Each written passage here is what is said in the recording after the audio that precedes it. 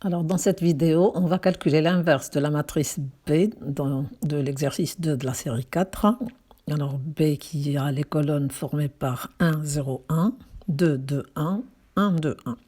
Alors, on va calculer son inverse par la méthode de Gauss-Jordan.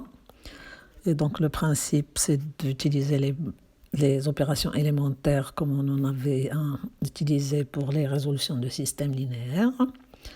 Et donc, on met dans une colonne la matrice B et en face, on met la matrice I3. On regarde B et c'est B qu'on regarde pour décider des opérations élémentaires. Alors, ce B-là, on va tout faire, avec les opérations élémentaires bien sûr, pour obtenir I3. Et toute opération qu'on effectue sur B, on va effectuer la même sur I3. C'est ça le principe. Et à la fin, donc quand on trouve sur la colonne de B, on trouve I3. Sur la colonne de I3, on trouvera B-1, l'inverse de B. Alors, on va y aller. Donc, je vois un pivot à la première ligne, première colonne de B. Donc, je vais l'utiliser pour vider ce qu'il y a en dessous, c'est-à-dire les lignes en dessous. Et je vois des 2 sur la deuxième ligne de B.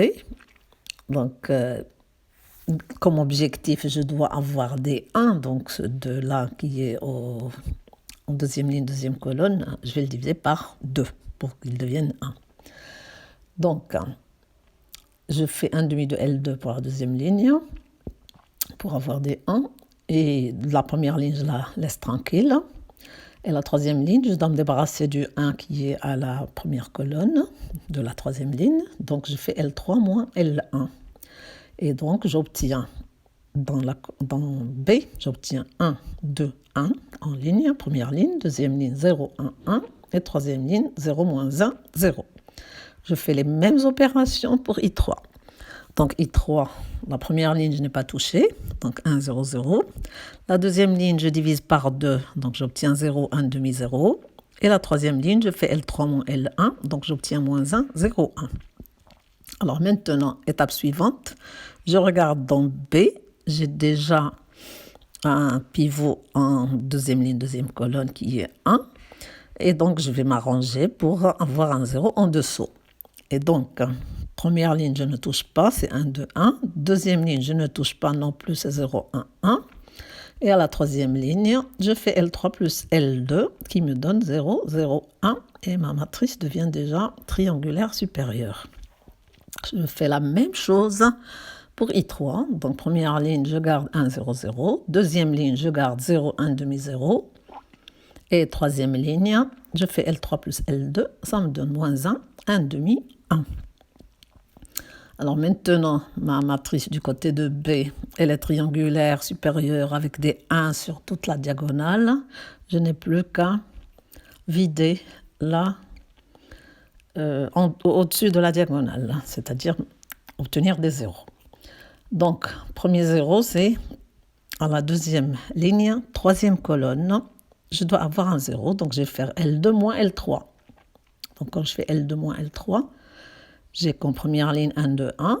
En deuxième ligne, je vais avoir 0, 1, 0. Et troisième ligne, j'ai toujours 0, 0, 1. Je fais la même chose, la même opération pour I3. Donc, la première ligne reste tranquille, c'est 1, 0, 0. La deuxième ligne, c'est L2 moins L3 de l'étape précédente. Donc, ça me donne 1, 0, moins 1. Et la troisième ligne, je la garde tranquille, moins 1, 1 demi, 1. Pour finir, je dois transformer ma première ligne de manière à obtenir I3. Et là, maintenant, c'est facile. J'ai déjà des 1 sur toute la diagonale. Donc, l'opération finale, c'est L1 moins 2, L2 moins L3. Ça me vide le 2 et le 1 qu'il y a à la première ligne, deuxième colonne et troisième colonne. Donc, je fais la même opération pour le côté I3 et j'obtiens donc 0, moins 1 demi, 1 en première ligne.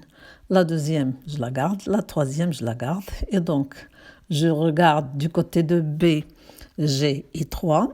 Et du côté de I3, ce que je vois, c'est B-1. Donc, B-1, c'est la matrice dont les colonnes sont 0, 1, moins 1, moins 1 demi, 0, 1 demi, 1, moins 1, 1. Voilà.